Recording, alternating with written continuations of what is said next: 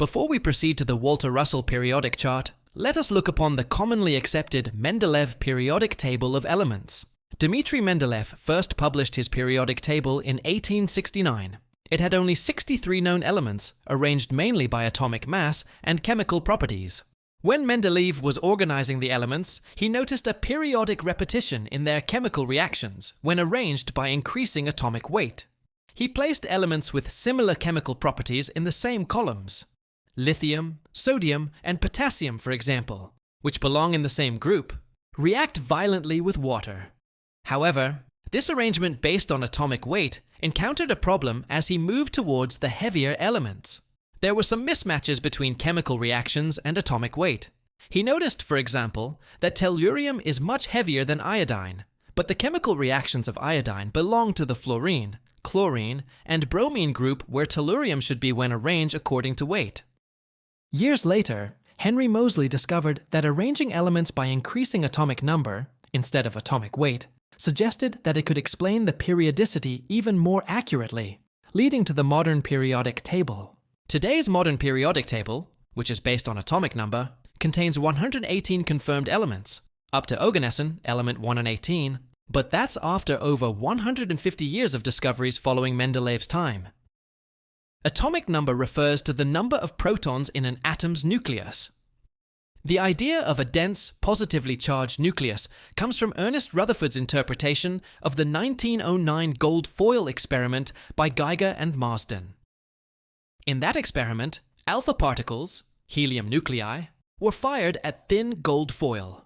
Most passed through, but a few were deflected sharply, revealing that most of the atom's mass and positive charge is concentrated in a tiny central nucleus. So here is the basic idea. First comes hydrogen, the first element. It has one positive charge proton, paired with one negative charge electron to balance the charge. Now the number 2 comes helium, with supposedly 2 protons. Now a problem arises. If there are 2 protons in the nucleus, how do they hold in place when like charges repel? Plus, helium is 4 times heavier than hydrogen. Where did that extra weight come from, without adding more charge? To solve that problem, scientists discovered the neutron, a particle with no charge, but with the same weight as the proton.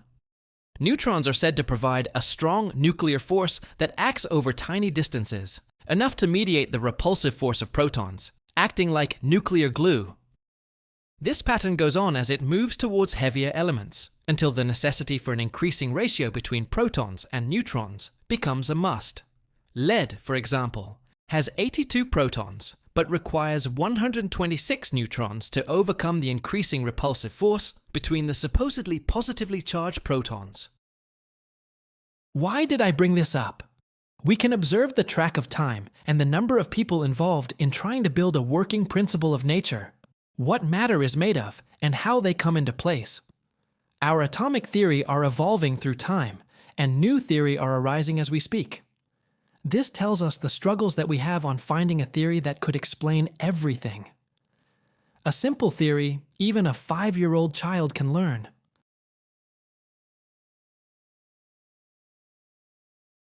Now let's look at the Walter Russell periodic chart. But before we proceed, let us first have a brief story of who he is. Walter Russell was born on May 19th, 1871. He was born to interpret the science of creation into a language that man could understand. Every 7th year of his life, he began experiencing partial illuminations, and on the 49th year of his life, the experience became so intense that it lasted for 49 days. It was during this period that he received what we can describe as a full download of knowledge. Now, most of you might not know him, but we know this man, Nikola Tesla. Walter Russell said that Tesla was one of the few who had firm belief in his cosmology. We have long known Tesla as a scientist, but Walter Russell knew him as an artist at heart. In contrast, Walter Russell himself was a scientist at heart, though most people only recognized him as an artist. Many of us know Tesla's famous quote, "If you want to know the secrets of the universe, think in terms of energy, frequency, and vibration." Tesla resonated with Walter Russell's idea, which declared, "In the wave lies the secret of creation. Therefore, let us know the wave." Tesla believed in this because he recognized that the knowledge was not born from Walter Russell's own imagination. Rather, Russell's understanding was received during his 49 days of illumination. Before those days, he admitted he knew nothing of science. Only afterward did he gain a deep interest in it, comparing his revealed insights to the struggling science of man. At first, he was excited to share what he knew to the scientific community, the simple way to understand creation. But later, he came to realize that the simplest story is the hardest to tell. Now, let us proceed and try to tell that simple story. In Walter Russell's periodic chart, he identified 121 elements, including 21 below hydrogen. Modern scientists, however, could not assign these to the periodic table, since hydrogen is defined as the first element by its single proton. These elements below hydrogen corresponds to what contemporary science classifies as subatomic particles, which lie outside the framework of chemical elements. In Walter Russell's view, he insisted that all of the elements in the list are not different kinds of elements. He simply described them as different stages in the growth of carbon. Carbon is the ultimate form nature is trying to achieve. Because carbon becomes a perfect sphere when hot and forms cubic crystal when cold, the most stable form in nature. However, carbon is not a substance either, for it's just a manifestations due to wave motion. Walter Russell compared the element carbon to the growth of a man, from birth to death. In the early stage of life, a child plays with rattles and dolls. During adolescence, the body becomes more distinct. He avoids toys and begins to seek companionship with the opposite sex, while also exploring career paths. In maturity and adulthood, the individual gains the capacity to produce offspring. And finally, in old age, one gradually approaches the end of life. In Walter Russell's periodic chart, we see the cycle beginning in the early stages with invisible space octaves that cannot be detected by the naked eye. As the cycle progresses, distinct forms begin to manifest. Carbon is the maturing point of the cycle. In the second half, matter begins to struggle holding its body together as one, until finally the last stage. Yet the end is also the beginning, for the cycle never truly ends.